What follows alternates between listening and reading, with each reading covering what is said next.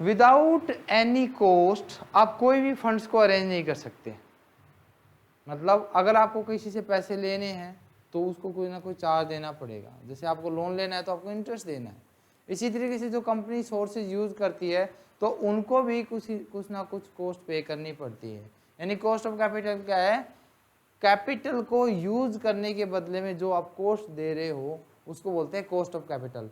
एक फर्म कहाँ कहाँ से फंड्स अरेंज कर सकती है? कोई स्टूडेंट बताइए, एक फर्म के लिए मेनली फंड कहाँ कहाँ से अरेंज हो जाते हैं? बताइए स्टूडेंट।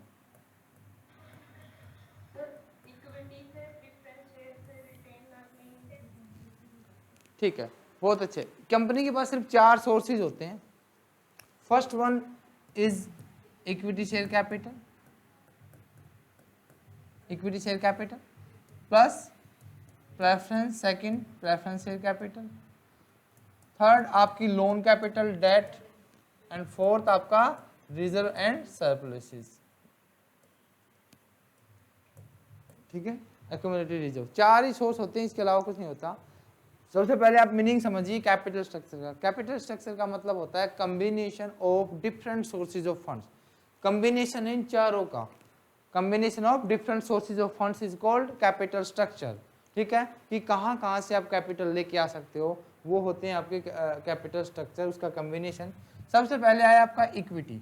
इक्विटी शेयर्स क्या होते हैं? आपके, आप सभी को पता है कि ओनर होते हैं किसी भी कंपनी में, ओनरशिप इन्हीं के पास होती है। एक ये आता है क्वेश्चन आपका कि ऐसा कौन सा बिजनेस का फॉर्मेट है जो आपके मैनेजमेंट और ओनरशिप दोनों को अलग करता है? तो कौन सा बताइए आप भाई, ऐसा कौन सा बिजनेस का फॉर्मेट है जिसमें मैनेजमेंट और ओनरशिप सेपरेट होती है, अलग अलग होती है? बताओ कौन सी है?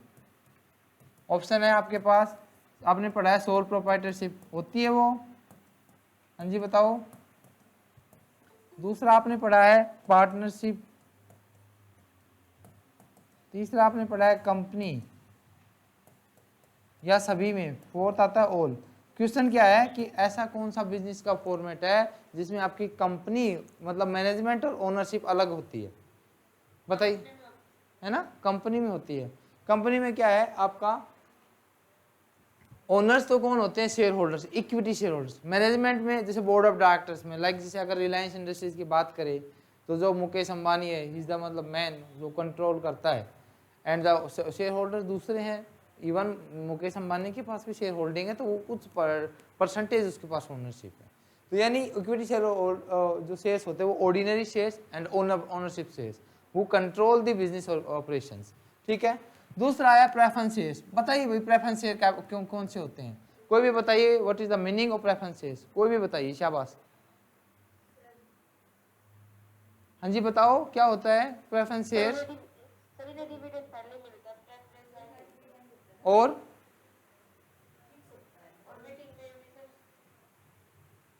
दूसरा क्या है? हाँ भैया बताओ। और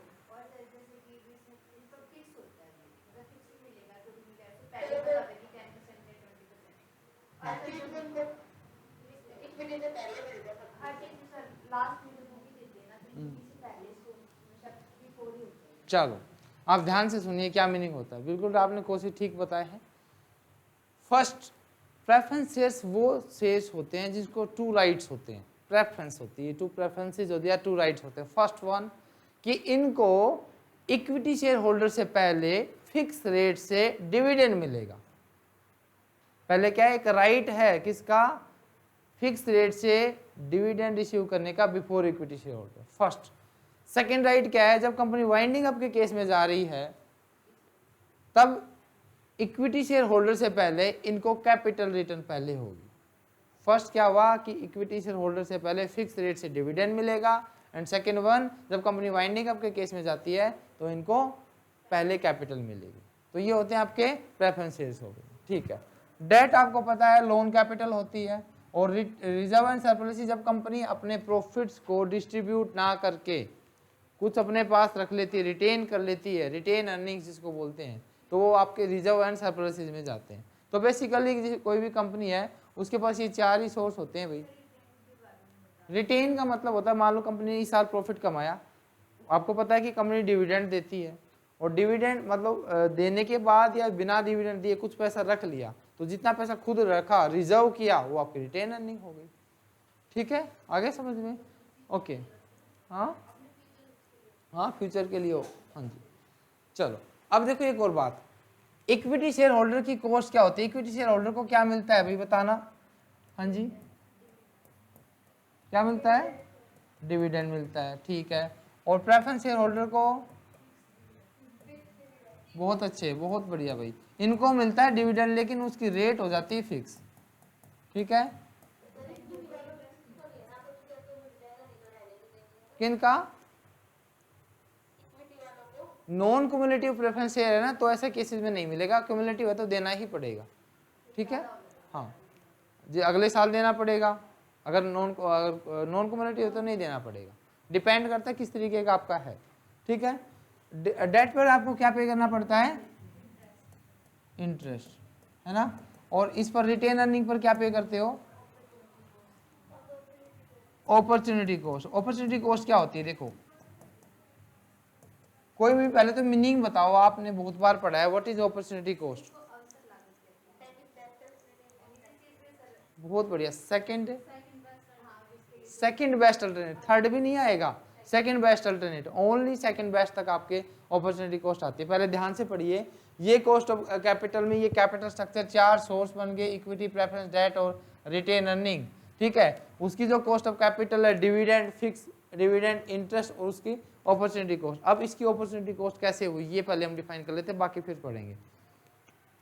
देखिए भाई, आपने प्रॉफिट कमाया, आपने क्या कमाया? प्रॉफिट कमाया।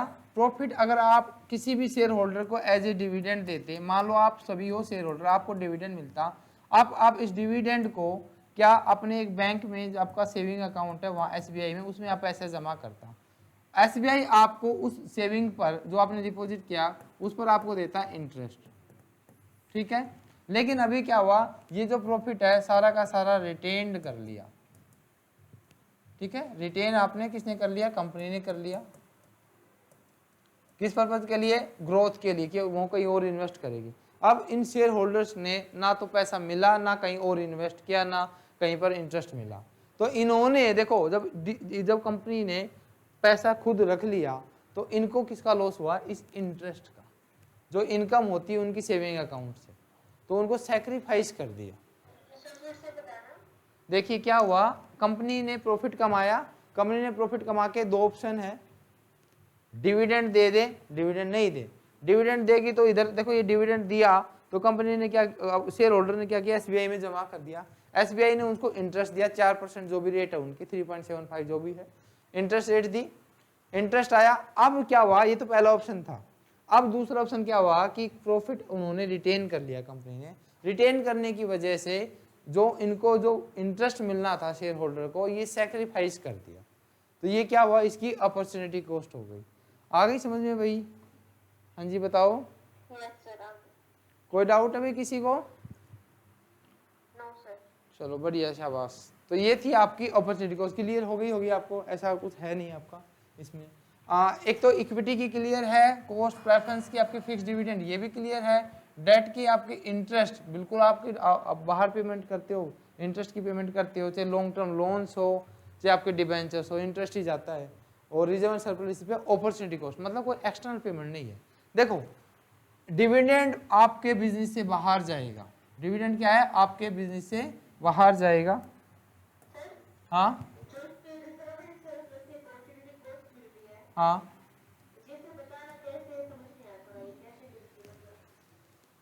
अभी तो बताया नहीं शाह कि वो अगर उनको शेयर होल्डर्स को मान लो पैसे देते, ये ना था कि अगर प्रॉफिट कमाया कंपनी ने तो अगर वो उनको देते डिविडेंड तो बैंक में जमा करते, बैंक से उनको इंटरेस्ट मिलता, अब इंटरेस्ट नहीं मिलेगा क्योंकि उन्होंने रिटेन कर लिया।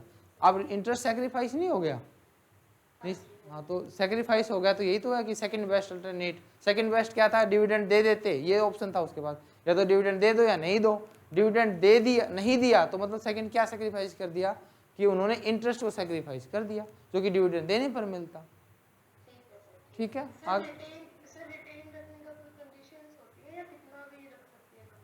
पहले भी कंडीशन थी कि 10% तक आप रिजर्व आपको मेंटेन करना है। आप जो 2013 का जो एक्ट आया ऐसा फिर कुछ है नहीं अभी, ठीक है। 100% भी रिटेन कर सकते हैं, ठीक है। डिपेंड करता है कि आपकी कंपनी के पास अपॉर्चुनिटी है नहीं, अपॉर्चुनिटी है तो दे देंगे, नहीं देंगे, अगर नहीं है तो दे देंगे पैसा, ठीक है।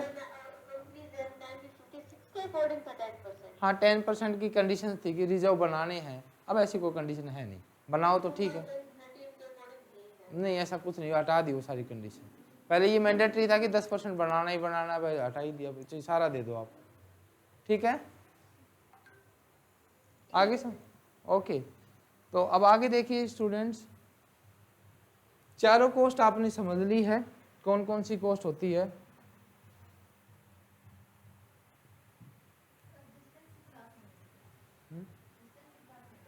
कब?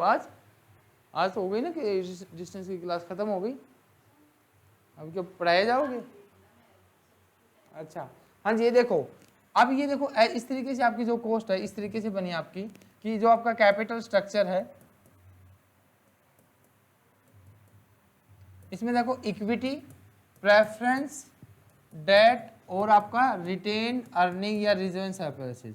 आपने देखा कि जो इसकी कॉस्ट है, कॉस्ट ऑफ कैपिटल, आपने क्या कहा कि फ्री में कोई कुछ नहीं देता। एक आपके एक ना स्टेटमेंट है, टैगलाइन है, there is no free lunch in the capital market. कोई फ्री में कुछ नहीं खिलाएगा, इसी तरह there is no free lunch, कोई कुछ नहीं फ्री में दे रहा आपको, हर चीज़ के चार्जेस है। तो यही वो ये चीज़ है। इक्विटी पर आपने क्या दिया? डिविडेंड, जो कि एक्सटर्नल पार्टी को गया, ये भी फिक्स डिविडेंड, ये भी एक्सटर्नल पार्टी को। डेट पर आपने इंटरेस्ट दिया, ये भी एक्सटर्नल पार्टी को।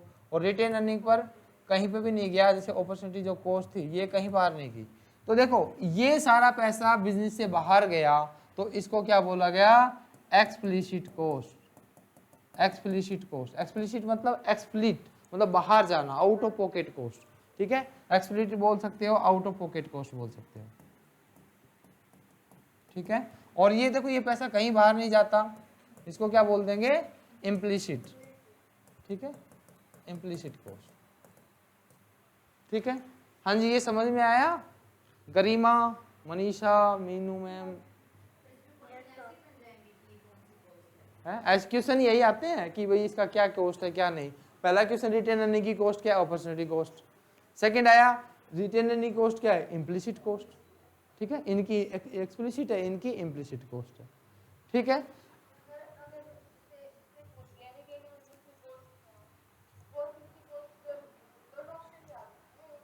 नहीं ऐसे नहीं आएगा कभी भी कि अपॉर्चुनिटी कॉस्ट भी आ गया इम्प्लिसिट, या तो फिर बोथ ऑप्शन देना पड़ेगा, ए एंड बी। हाँ ऐसे ही आएगा क्वेश्चन में, अगले भी तो वो होगा ना, ऐसे थोड़ी है कि वो अगल कुछ भी बना देंगे। ए बी फिर सी डालेगा तो बोथ डालना पड़ेगा, ठीक है। ठीक है निशा, ठीक है। अब देखो एक तो ये आपने पढ़ लिया, कोई अभी तक किसी को कोई डाउट है यहाँ तक भाई? ठीक है ना, मैं फिर से बोल रहा हूं, डाउट मत रखना माइंड में। आपको चीज़ नहीं समझ में आई तो पूछ लेना, जैसे आप सभी ऐसे कर रहे हो, मुझे ये भी है जैसे निशा को नहीं आया, किसी को नहीं आया तो पूछ लेते हैं। तो ये चीज़ आप मेंटेन करके रखना, तभी आपकी नॉलेज बढ़ेगी, ठीक है। तो आपको समझ में आ गया कि कैपिटल ये क्या क्या कॉस्ट होती है। अब जो कॉस्ट होती है ना, जो टाइप इस तरीके से होती है, टाइप सब कुछ कॉस्ट होती है भाई आपकी। एक तो होती है आपकी स्पेसिफिक कॉस्ट, ठीक है, और एक होती है आपकी कंपोजिट कॉस्ट। कंपोजिट कह सकते हो, weighted average cost of capital कह सकते हो, कंबाइंड कॉस्ट कह सकते हो, ठीक है। स्पेसिफिक का मतलब स्पेसिफिक रिसोर्सेज की कॉस्ट। फॉर एग्जांपल जैसे आपने कहा कि कॉस्ट ऑफ डेट, ठीक है, क्या? Cost of date. सेकंड आप कह सकते हो कॉस्ट मतलब पर्टिकुलर एक डेट की जो कॉस्ट है आप निकाल सकते हो, कॉस्ट ऑफ इक्विटी ऐसे भी निकाल सकते हो, ठीक है। तीसरा आप निकाल सकते हो क्या? कॉस्ट ऑफ प्रेफरेंस शेयर्स, ये भी हो सकता है। एक आपका कॉस्ट ऑफ रिटेन अर्निंग, सारी आ सकती है ना। और कंपोजिट में इन सभी की क्या टोटल कॉस्ट क्या होगी, ठीक है। इनमें क्या आ जाएगी? Overall cost, overall cost of all sources है। CAPM is a method of valuation of equity, एक मेथड होता है, ठीक है। अभी आपका आ जाएगा आज ही, ठीक है। हाँ जी, आगे समझ में वेटेड और ये सॉरी आपका स्पेसिफिक और आपकी कंपोजिट कॉस्ट। हाँ जी चलो बढ़िया। अब कंपोजिट मतलब कंबाइंड कॉस्ट सभी की, जैसे आपने डेट किया कितना यूज किया तो डेट की कितनी कॉस्ट आई, 1000 रुपये डेट पे दिए, 2000 रुपये इक्विटी, तो टोटल कॉस्ट होगी दोनों की मिला के 3000 रुपये, तो ये कंपोजिट कॉस्ट हो गई या इकट्ठी जो आपकी आ गई, ठीक है। अब हम बारी बारी से कर लेंगे भाई। सबसे पहले हम बात करेंगे कॉस्ट ऑफ डेट की, ठीक है। सबसे पहले क्या, कॉस्ट ऑफ डेट। डेट मतलब लॉन्ग टर्म लोन्स आ गए, डिबेंचर्स आ गए, सब कुछ आ गया इसमें, ठीक है। क्या क्या आ गया आपका, आ गया लॉन्ग टर्म लोन्स, ठीक है, डिबेंचर्स, ये चीज आ गई, ये सब चीजें आपकी इसमें आ गई है, ओके ठीक है। आपने पढ़ा इसकी जो कॉस्ट होती है वो क्या होती है, क्या होती है, इंटरेस्ट, ठीक है। दो तरीके के डेट होते हैं भाई आपके, एक तो होते हैं रिडीमेबल और एक होता है इरिडीमेबल, ठीक है। इरिडीमेबल का मतलब होता है कि जिसको कंपनी अपनी लाइफ में कभी भी रिडीम नहीं करेगी, जब कंपनी बंद होगी तब उसको रिडीम की जाएगी, हर साल उस पर इंटरेस्ट पे करती रहेगी, ठीक है। तो पहले हम निकालते हैं क्या, cost of irredeemable debt, irredeemable, ठीक है, जिसको कंपनी कभी वापस नहीं करेगी कैपिटल में, उसको बोलते हैं इरिडीमेबल डेट। उसकी कॉस्ट निकालते हैं। आपने पढ़ा कि कॉस्ट होती है इंटरेस्ट, बिल्कुल, के मतलब कॉस्ट, डी मतलब कॉस्ट ऑफ डेट, ठीक है। इंटरेस्ट, आई मतलब इंटरेस्ट डिवाइड में आपका नीचे आ सकता है नेट प्रोसीड्स, एनपी, वो भी बताऊंगा। कुछ डाउट है तो पूछ लेना भाई आपका। केडी का मतलब क्या हुआ, केडी का मतलब हुआ कॉस्ट ऑफ डेट, आई का मतलब इंटरेस्ट और एनपी का मतलब हुआ नेट प्रोसीड्स। नेट प्रोसीड्स का क्या मतलब है, मान लो आपने 1000 रुपए का इशू किया डिबेंचर्स और कुछ कमीशन देना पड़ गया, ब्रोकरेज चार्जेस लग गया, तो उसको घटा दो इसमें से, ठीक है। तो ये वो आपका कॉस्ट ऑफ इरिडीमेबल डेट। मैं एक क्वेश्चन कराता हूँ, आपने सभी ने खुद ही सोल्व करना है कि क्या वैल्यू आएगी, ठीक है। आप पेन कॉपी अच्छे से लेके बैठे होंगे मैं उम्मीद करता हूँ, और अब ये क्वेश्चन आप जल्दी से सोल्व कर देंगे, ठीक है।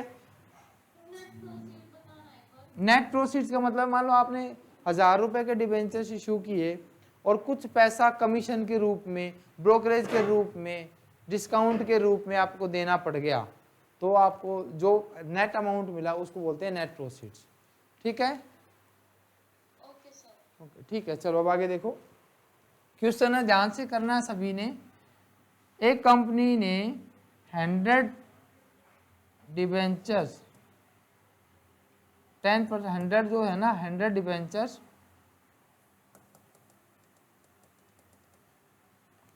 10% डिबेंचर्स कितना, 1000 डिबेंचर इशूड किए और एक जो था ना वो था आपका ₹100 का ही, ठीक है, ₹100 का इशूड एट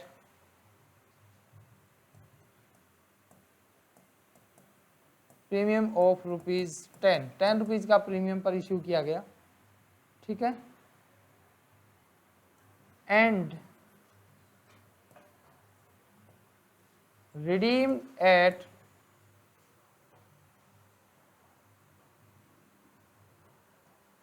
₹120 ईच, ठीक है।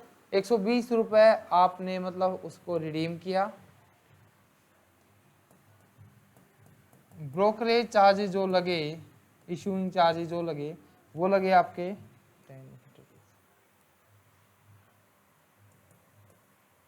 2000 रुपीज। कैलकुलेट करो भाई, शाबाश शाबाश, आप सभी इंटेलिजेंट हो, कोई नहीं, बहुत आसान क्वेश्चन है। हाँ अब देखो आपको क्या दिख रहा है? हाँ अपने आप एफ में ना एक का मतलब ही 100 होता है, अपने आप मोटा वो लग जाता है उसमें, ठीक है। तो चलो ऊपर रह जाएगा फॉर्मूला, ऐसे तो ऐसे ही ठीक है। हाँ जी बताओ, चलो मैं कराता हूँ, आप देखना। हाँ 1000, देखो सबसे पहले ये जो चीज़ें चाहिए ना वो निकाल लो। सबसे पहले निकालो इंटरेस्ट। देखो इंटरेस्ट कितना है, 10% है, 1,00,000 1000 को 100 से मल्टीप्लाई करो तो कितना है 1,00,000। 1,00,000 का 10% कितना आया 10,000, तो इंटरेस्ट कितना हो गया 10,000। ठीक है, नेट प्रोसीड देखो कितनी आई, कितने पे इशू किया गया है, 100 रुपए का था, 10 रुपए प्रीमियम का, यानी 110 रुपए का आपने इशू किया और 1,000 थे आपके डिबेंचर, तो ये हुए आपके 1,10,000 रुपए, जिसमें से 2,000 रुपए आपके प्रोसेसिंग चार्जेस लग गए, मतलब फीस लग गई। तो आपकी नेट प्रोसीड्स कितनी आ गई 1,08,000 रुपये। ठीक है, एंड आफ्टर दैट अब आपने इसको किया है रिडीम। रिडीम कितने पे किया है, चलो रिडीम का तो केस ही नहीं था, रिडीम करना ही नहीं था, सॉरी ये कोई नहीं, ये आगे काम आएगा, ये उसमें आएगा, अभी छोड़िए। अभी क्या इरिडीमेबल था, रिडीम नहीं करना। आपने क्या पढ़ा कि उस पर जो आपको इंटरेस्ट की पेमेंट करनी, फॉर्मूला लगाइए, यहाँ पर आपका आया 10,000। ठीक है, और नेट प्रोसीड्स कितनी आई आपकी 1,08,000 रुपये। तो इसकी कॉस्ट निकाल लो कितनी आ गई है, 1,00,000 डिवाइड कर दो पूरा, कितनी आई वैल्यू बताओ, शाबाश डिवाइड करके बताओ कितनी आती वैल्यू, हाँ जी बताओ।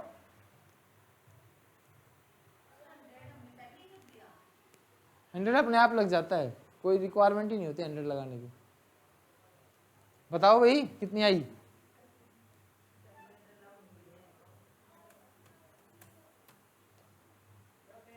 9.09, इसको बोलोगे आपकी 9.25% इसकी कॉस्ट है। ठीक है, एफएम में ना 100 का मतलब 1 होता है, तो ये क्या है आपका कि ये वैल्यू आ गई थी आपकी 0.0925, तो यानी नो, हाँ ना अपने यहाँ पे आंसर आपने वहाँ पे मिल जाएगा आसानी से, ऐसे जैसे कि ऐसी क्वेश्चंस बनी। हाँ तो ठीक है 9.2 भी ठीक है। ठीक है, कॉस्ट निकालनी आ गई भाई, ये बताओ शाबाश। सर एक बार एनपी बताना फिर से। एनपी देखो कैसे किया आपने इशू किए थे ना, वो किया था 10 रुपये प्रीमियम पे, 100 रुपये का एक था, तो 110 रुपये हो गया, 1,000 डिबेंचर्स थे, तो इसको जब आपने मल्टीप्लाई किया तो 1,10,000 रुपये आए, 2,000 रुपये आपके ब्रोकरेज चार्ज लगे, तो 1,08,000 रुपये आ गए। ठीक है मनीषा, ठीक है परी, आपको समझ में आया भाई ये? सर एक बार ये पॉइंट बताना कैसे चेंज किया। Yes sir. शाबाश, कौन सा पॉइंट है ये वाला? अरे इसको 100 से मल्टीप्लाई कर दो, सिंपल सी बात है। ठीक है, हाँ नहीं आप करना चाहो तो कर लो वहाँ पर, लेकिन एफएम में ना जैसे जो इफेक्टिव लगाने के लिए एफएम में 1 का मतलब 100 ही होता है। ठीक है, तो मतलब ठीक पता हो तो अच्छी बात है। ठीक है, कोई डाउट नहीं है ना? हाँ कोई बात, हाँ जी ये इसमें ये समझ में आ गया सभी को? हाँ जी चलो ठीक है, एक आ गया आपको कॉस्ट ऑफ इरिडीमेबल डेट। अब इसको हम इसी क्वेश्चन को ना आगे ऐड कर लेते हैं। ये जो आपका रिडीमेबल था ना कि हमने लिख दिया था रिडीम कर रहे हैं 120 रुपए में। ठीक है, क्या कर रहे हैं रिडीमेबल। चलो पहले रिडीमेबल से पहले भी एक चीज और मैं बताता हूं आपको, ये तो था विदाउट टैक्स। देखो ये जो पेमेंट का ऑर्डर ना ऐसे होता है, मैंने अगर आपने पहले क्लास लगाई होगी तो आपको मैंने बताया होगा, ये इस तरीके से है, सेल्स माइनस में, सभी ने पढ़ रखी है आपके बीकॉम में, वेरिएबल कॉस्ट, फिर क्या आ जाता है कंट्रीब्यूशन, और फिर क्या डिडक्ट करते हो फिक्स कॉस्ट, फिर आ गया EBIT earning before interest and taxes, जिसको बोलते हो आप ऑपरेटिंग प्रॉफिट, फिर क्या जाता है इंटरेस्ट, फिर आ गया EBT अर्निंग बिफोर टैक्स, फिर आपने क्या पे किया टैक्स पे कर दिया, आपके पास आ गया प्रॉफिट आफ्टर टैक्स, फिर पे करते हो प्रेफरेंस डिविडेंड, और फिर आ जाता आपके पास क्या अमाउंट जो भी बचता है किसके लिए होता है इक्विटी शेयर होल्डर। और आपको EPS निकालना हो तो ये जो अमाउंट आया है ना इसको डिवाइड कर दो किससे, नंबर ऑफ इक्विटी शेयर्स। ध्यान से समझिए भाई इसको, sales minus variable cost, contribution, fix cost, EBIT operating profit, यहां से लेकर कहां से लेकर, यहां से लेकर यहां तक ये सारा पार्ट है किसका फाइनेंशियल मैनेजमेंट का। और यहां से लेकर यहां तक का पार्ट किसका है, कौन बताएगा? किस? अच्छा याद हो गया, किससे है? Financial accounting. क्यों है? क्योंकि यहाँ पर आपने प्रॉफिट कैलकुलेट कर दिया, और प्रॉफिट कैलकुलेट कर दिया तो प्रॉफिट कौन सा अकाउंट कैलकुलेट करता है? Financial account.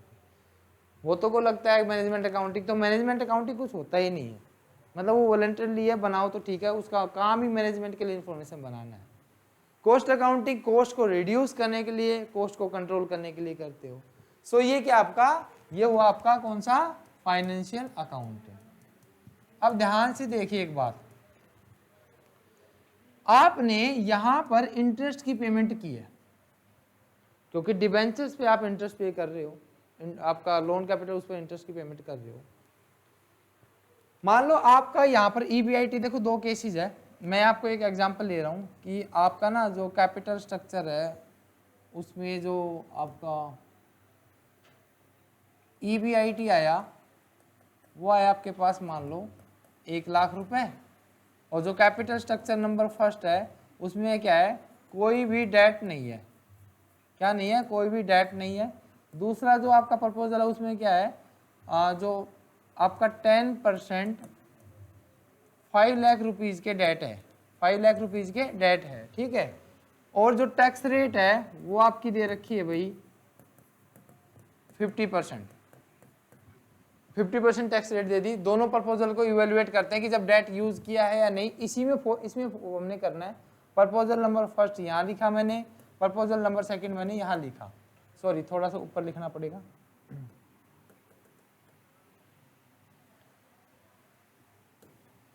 हाँ जी भाई ध्यान से देखना, आप खुद ही, मैं मान रहा हूँ कि आप इंटरनली कंट्रोल्ड है, खुद पढ़ रहे हो। ईबीआईटी देखो दोनों ही केसेस में आपकी 2,00,000 रुपए है, 1,00,000 रुपए है, यहाँ पर भी आपकी 1,00,000 रुपए है। पहले प्रपोजल में कोई डेट नहीं था तो यहाँ पर आपका डेट डिडक्ट कर दिया, आपका आ गया ईबीटी 1,00,000 रुपए, ये ईबीटी आ गया 1,00,000। इधर आपका क्या है? डेट है 5 लाख का 10%, तो इंटरेस्ट कितना हुआ? 50,000 रुपए। 5 लाख का 10% 50,000 रुपए, आपके पास आ गया 50,000 रुपए ईबीटी। आपको लगाना है टैक्स, टैक्स किस रेट से लगाओगे? एट द रेट 50% गिवन है, तो इसका 50% कितना हुआ? 50,000, इसका कितना हुआ? 25,000। आपके पास जो प्रॉफिट आफ्टर टैक्स बचा वो कितना बचा? 50,000, और यहाँ पर आपका कितना बचा? 25,000, ठीक है। ध्यान से देखिए, अब आपको क्या समझ में आया आपको कि जब कंपनी ने डेट को यूज किया तब कंपनी की टैक्स लायबिलिटी उतनी ही कम हो गई। जितनी टैक्स रेट होती है ना उतनी ही टैक्स लायबिलिटी कम हो जाती है। टैक्स रेट कितनी थी?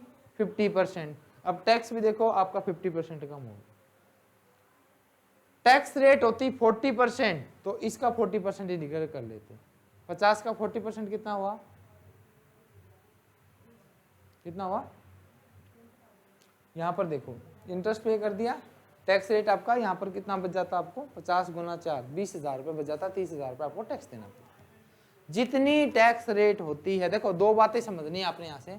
फर्स्ट वन, डेट यूज करने से आपकी टैक्स लायबिलिटी कम होती है, फर्स्ट। सेकंड, कितनी रिड्यूस होगी?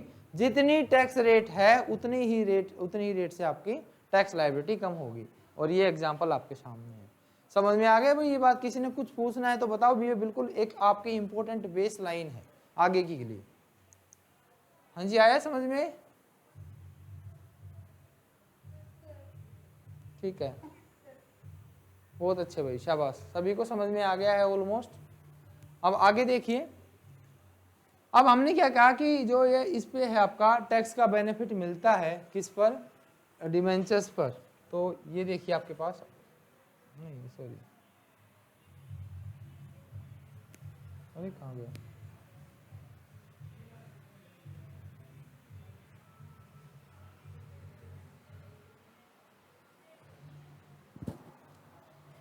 कहाँ गया सारा काम?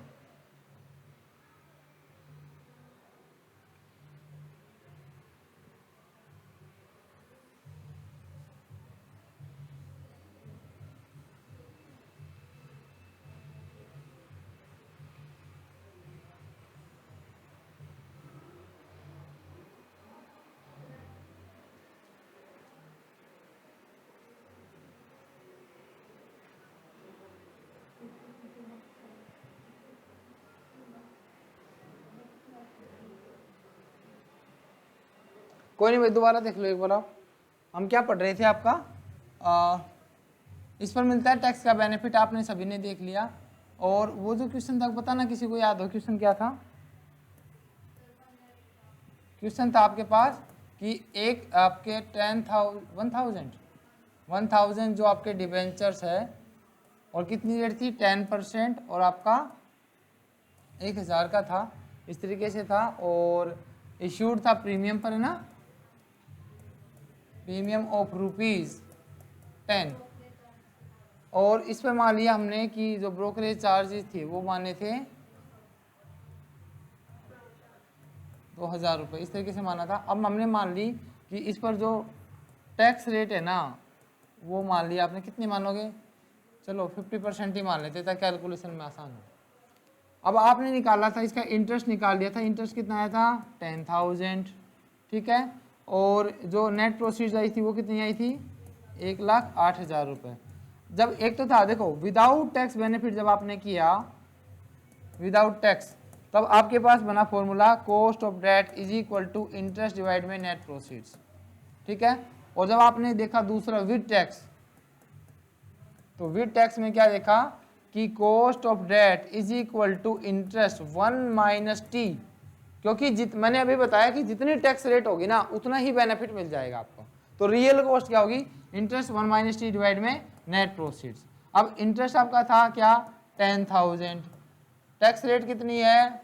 0.5, यानी 50%। मैंने कहा FM में, फाइनेंशियल मैनेजमेंट में, आपका एक का मतलब होता है 100%, तो 0.5 का मतलब हो गया 50%। ये 50% टैक्स रेट हो गई। डिवाइड में आपका नेट प्रोसीड 1,08,000 रुपये। तो ये आपके बन गया ऊपर 5,000, और 5,000 जो कॉस्ट है वो कितनी है? 1,08,000 रुपये की। और ये जो आई आपकी कितनी आती है बताना भाई एक बार, शाबाश। हाँ जी बताओ।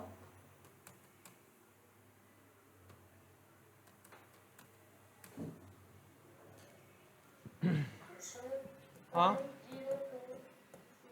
है ना, तो ये जो कॉस्ट आई वो आई आपकी 4.62%। देखो यहाँ पर जो कॉस्ट आई थी आपकी विद टैक्स बेनिफिट, यहाँ पर कुछ इस तरीके से आई 9.21%, और यहाँ पर देखो कॉस्ट आ गई 4.62%। यानी कि डेट यूज करने से टैक्स का बेनिफिट हुआ या नहीं हुआ? और उतना हुआ जितनी आपकी कॉस्ट रेट थी, मतलब टैक्स रेट थी। कोई डाउट है अभी तक? हाँ जी, किसी ने कुछ पूछना है अभी तक इसमें कॉस्ट ऑफ डेट में? समझ में आ गया है? 5,000, 10,000, 1 माइनस टैक्स रेट 0.5 क्या थी? 50%। तो 50% आप डिडक्ट कर दिया तो 5,000 रुपये आ गया। और 5,000 ये आपने नेट प्रोसीड निकाल ही ली थी, आपने सोल्व किया तो ये वैल्यू आ गई आपके पास, ठीक है। समझ में आ गया भाई सभी को? अंजलि बारी बारी से पूछते हैं ध्यान, ठीक है ना। और अनुराधा आपको? गरिमा?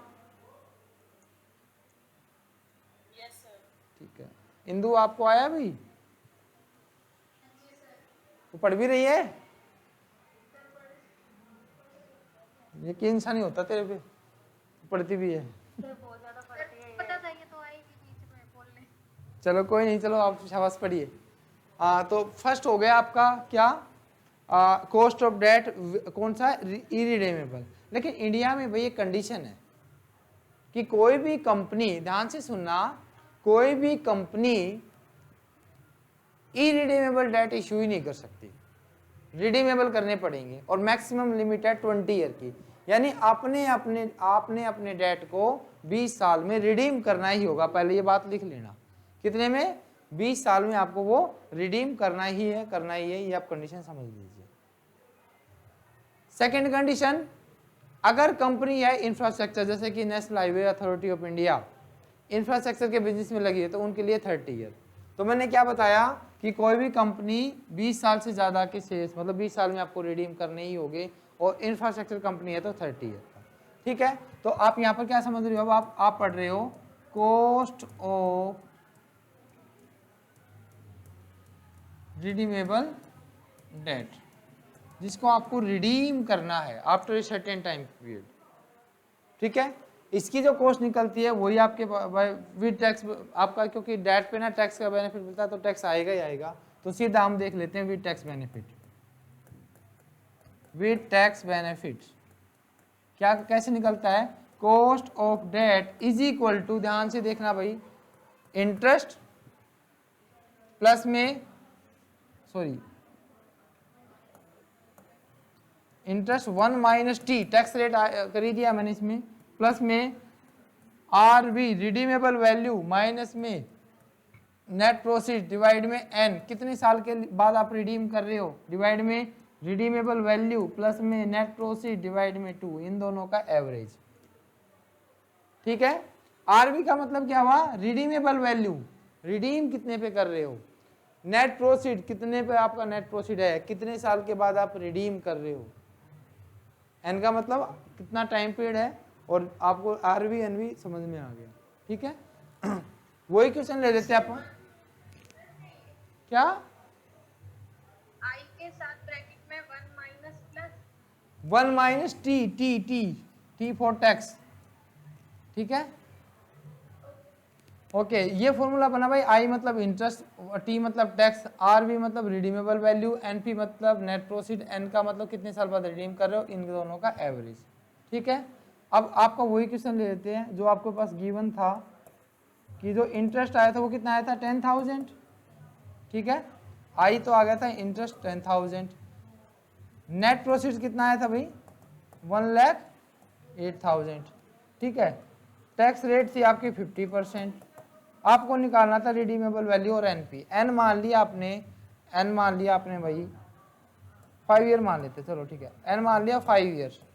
अब आया रिडीमेबल वैल्यू, रिडीमेबल वैल्यू था कि हमने वो 120 रुपए पर देना था, है ना, तो 1000 जो आपके पास थे डिबेंचर्स उसको 120 के हिसाब से पे करेंगे 20% प्रीमियम, तो ये कितना आ गया आपके पास 1,20,000 रुपये।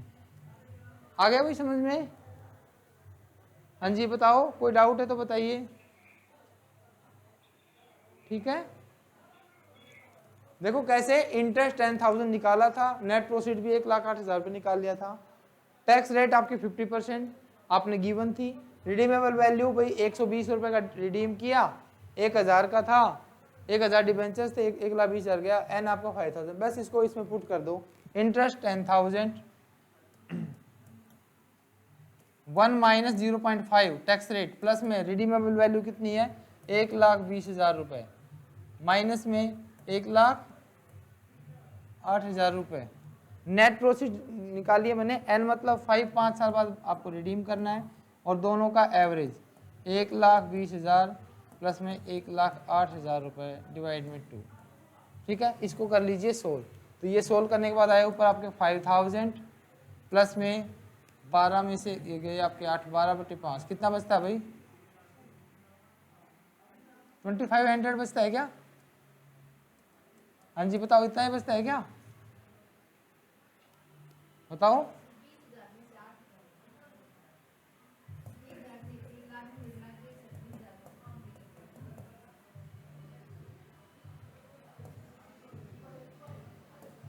इतने बच गए 2400। ठीक है, और दोनों नीचे का एवरेज 1,20,000 और 1,08,000, तो ये बने आपके पास 31, 1,38, 2,38, 1,19,000 रुपये, नहीं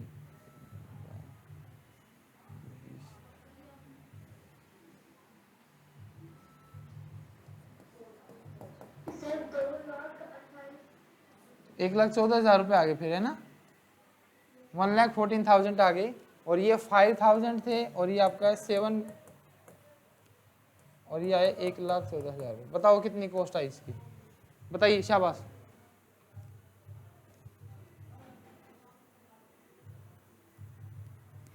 $7,400 जो रुपए है वो आई आपकी 1,40,000 की। सर 0.064 हाँ 0.064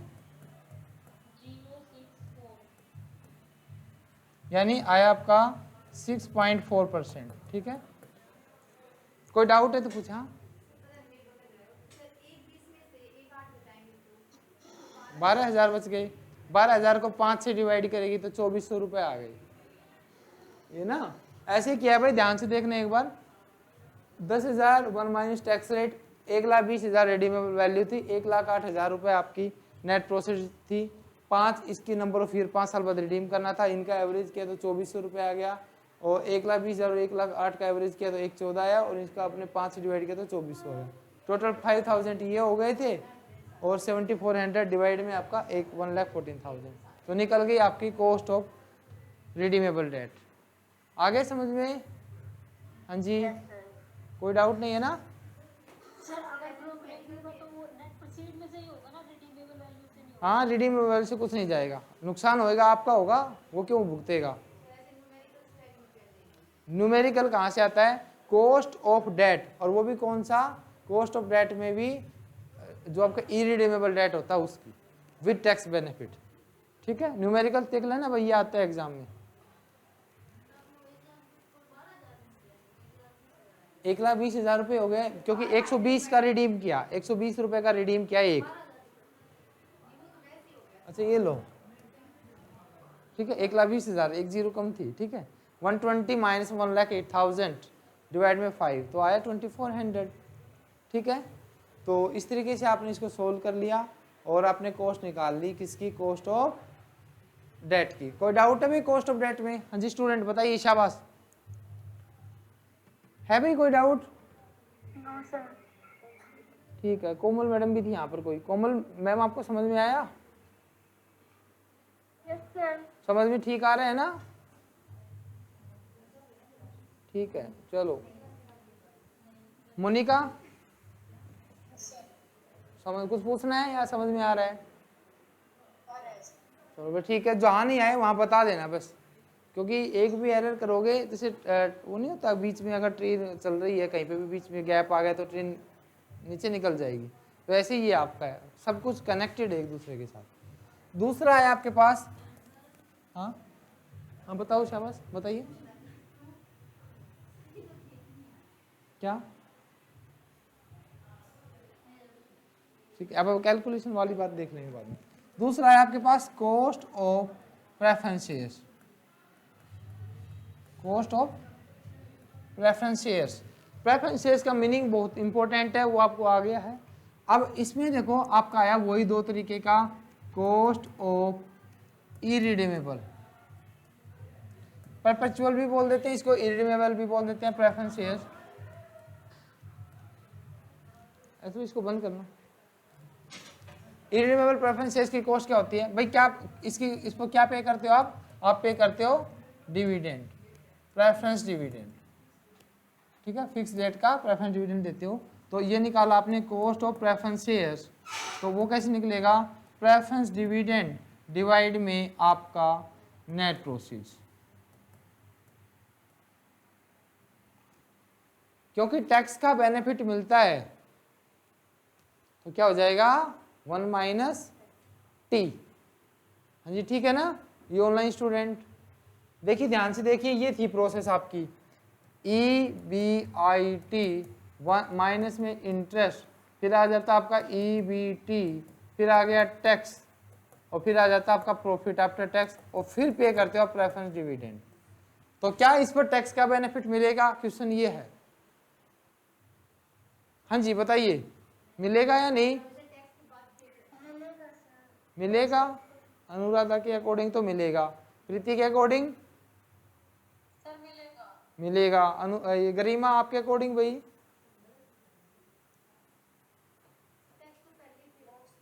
नहीं मिलेगा गरिमा के अकॉर्डिंग, ठीक है। परी भी है इसमें एक, परी बताओ।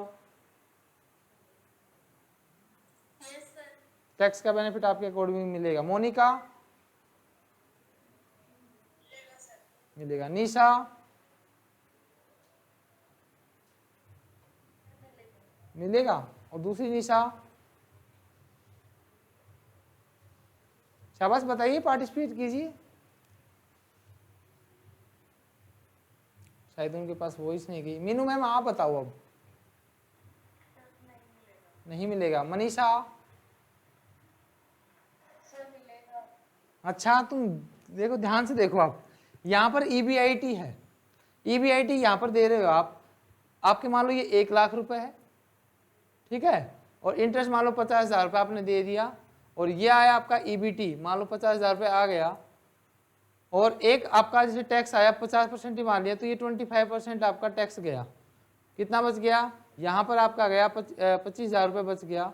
और प्रेफरेंस डिविडेंड एक केस है आपका कि 10,000 रुपये आपने दिया, तो 10,000 रुपये आपने यहाँ पर प्रेफरेंस डिविडेंड दिया, तो यहाँ पर बचा 15,000 रुपये।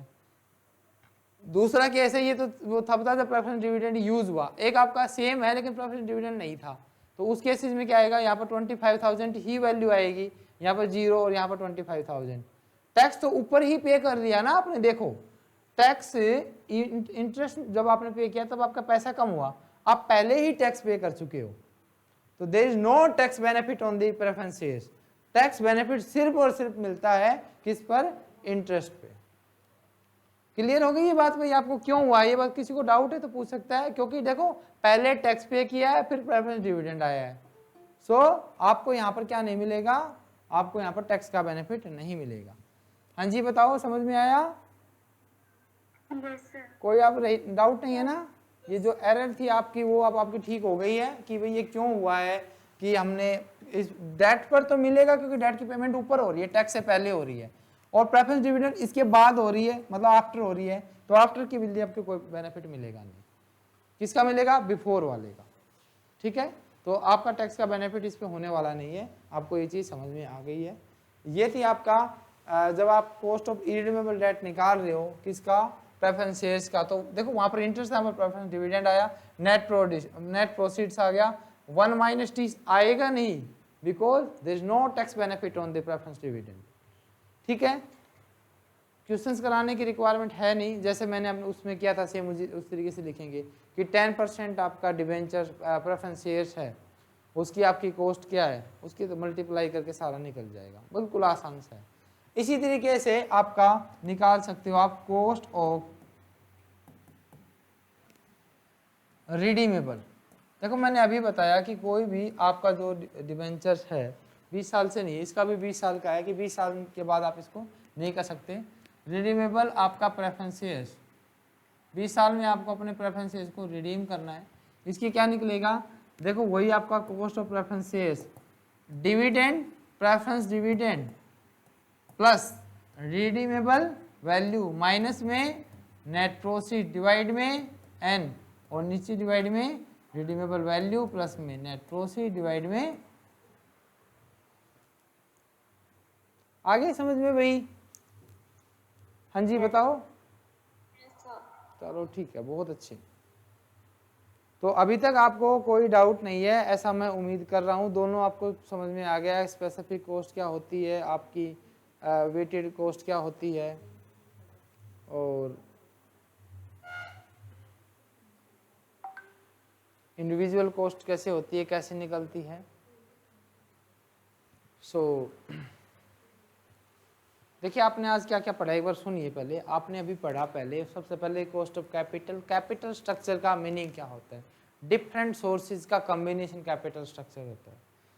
कॉस्ट क्या होती है, हर की आपको पता लगा कि किसकी इम्प्लिसिट है किसकी एक्सप्लिसिट है, जो बाहर जाएगी वो एक्सप्लिसिट और जो नहीं जाएगी वो इम्प्लिसिट। एक की कॉस्ट है डिविडेंड, फिर फिक्स डिविडेंड, फिर interest and last opportunity cost, है ना। एंड फिर आपने पढ़ा कि स्पेसिफिक किसी पर्टिकुलर सोर्स की कॉस्ट निकाल रहे हो तो स्पेसिफिक, और सभी की इकट्ठी निकाल रहे हो तो कंबाइंड बोल दो, weighted average cost of capital बोल दो, ठीक है, कंपोजिट कॉस्ट बोल दो, ओवरऑल कॉस्ट ऑफ कैपिटल बोल दो, एक ही बात है सारी। एंड फिर आपने कॉस्ट ऑफ डेट पढ़ा कि कैसे निकला, कॉस्ट ऑफ डेट सबसे, अगर आपसे कोई पूछे ना कि सबसे कम कॉस्ट वाला सोर्स कौन सा है तो वो होता है debt, debentures, loan capital. Why? Because इस पर आपको टैक्स का बेनिफिट मिलता है। आपको क्या मिलता है? टैक्स का बेनिफिट मिलता है। जितनी ज़्यादा टैक्स, जितना ज़्यादा इंटरेस्ट होगा उतना ही ज़्यादा आपको टैक्स का बेनिफिट मिलेगा। कितना मिलेगा? जितनी टैक्स रेट है। प्रेफरेंस डिविडेंड पढ़ा आपने, फिर उनका फॉर्मूला बहुत आसान है, आई डिवाइड में N P multiply 1 minus T. And दूसरे आपने पढ़ा अगर रिडीमेबल डेट है, आई डिवाइड में N P 1 minus T plus में redeemable value minus net proceed divide में एन, और उसका रिडीमेबल वैल्यू प्लस में नेट प्रोसीड डिवाइड में। ठीक है, तो that is all about today's मतलब एफएम की क्लास के लिए आज इतना ही। फिर आपने प्रेफरेंस शेयर्स का पढ़ा, वो भी आसान सा है ताकि उस पर टैक्स का बेनिफिट नहीं मिलता। तो आज के लिए एफएम की क्लास में इतना बहुत है, आगे करेंगे क्योंकि ये बहुत ही अच्छा और टेक्निकल टॉपिक है।